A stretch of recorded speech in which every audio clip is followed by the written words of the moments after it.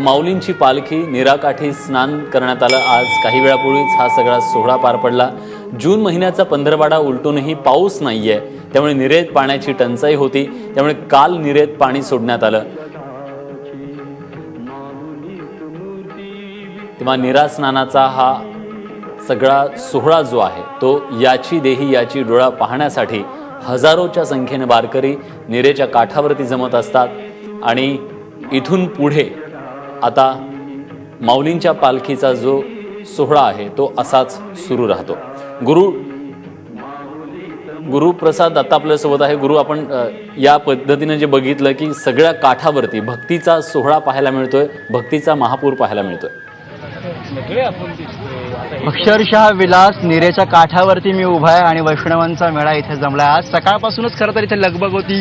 वारकरी मोठ्या संख्येने स्नान करण्यासाठी निरेच्या काठावरती जमत होते आणि काही क्षणापूर्वीच इथे ज्ञानोबा माऊलींच्या पालखीचं आगमन झालं। त्याचबरोबर निरास्नान संपन्न झालेलं। निरास्नानचं महत्त्व काय आहे सांगण्यासाठी आपल्यासोबत सचिन घोडके आहेत। काय महत्त्व आहे निरास्नानाचा संबंध वारीमध्ये?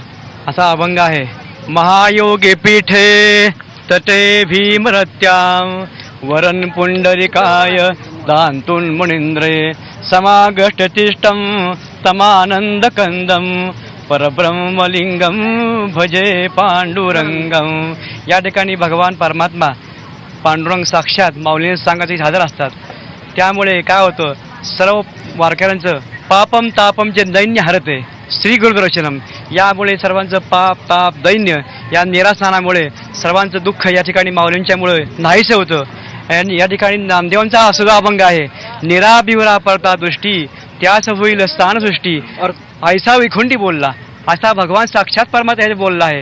असा अभंग मला वाटतो, जाता पंढरीसी सुख वाटे जीवा जीवा जाता पंढरी। जाता पंढरीशी सुख वाटे जीवा। आपण सगळे पंढरीच्या वाटेला निघालेलो। संदीप माझ्या बरोबर आहे, जो अखंड हा प्रवास आमच्या सोबत करतोय, एबीपी माझ्यासोबत करतोय।